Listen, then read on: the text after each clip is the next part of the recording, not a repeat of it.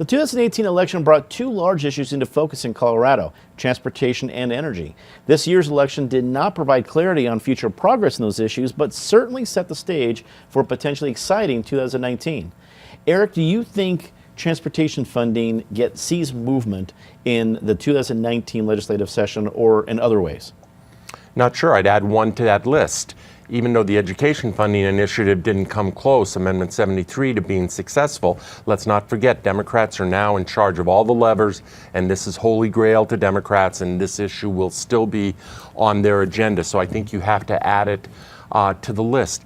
With regard to transportation, it strikes me that Democrats are now in a bit of a conundrum's probably too strong, but they have a challenge. Democrats historically have been an urban party, Denver, and a few other locales, Boulder, obviously, etc. Democrats now, with their huge majorities in the legislature, they're not just an urban party, they're very much a suburban party. Democrats run Jefferson County. Democrats are largely Jefferson County, almost totally Arapahoe County, not to mention Adams County and Larimer County, etc. So while some people in Boulder and Denver, when they think transportation, the first thing that comes to mind is transit or more bike lanes or whatever, in a lot of those suburbs, no, thank you. We still want to move some cars, and we're tired of being as congested as we are and as much time in traffic. So I think Democrats are going to have to reach some accommodation between urban interests and suburban interests, because those suburban interests are no longer Republican interests, they're increasingly Democratic interests. Natasha, oil and gas had a huge fight on their hands in 2018, but it doesn't appear that 2019 is going to be any picnic for them either. What do you think?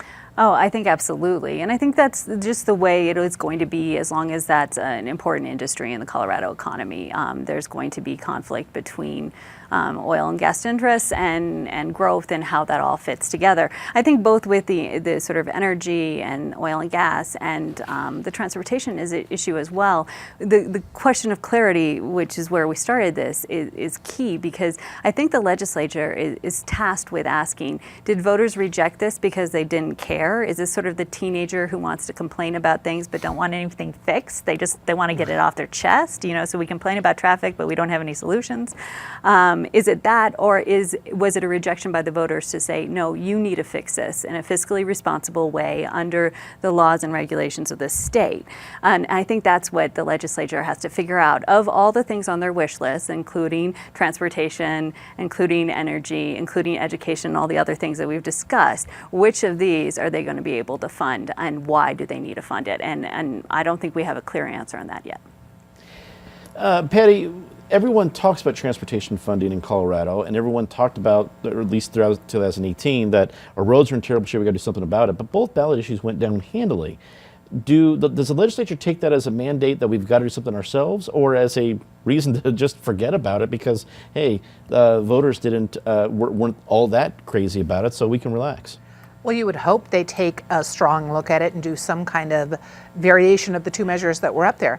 But I haven't seen that anyone is really pushing for that yet. And I'm going to predict right now that the one thing we won't see coming out of this legislature is the long lamented fix for the Gallagher Amendment and the ratcheting effect of Tabor and blah, blah, blah, blah, blah. People have been talking about it for 25 years.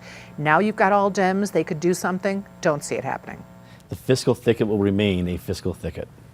David, the hospital provider fee bill that became law, I guess it was 2 sessions ago, set up really what we have as a budget surplus right now in the Colorado legislature. They have money to play with because of the combination of that law and the Trump tax cuts. Reform. Right, yeah. Federal tax reform. So, and I probably have my details off there, but it seems that there's money to play with at the Capitol.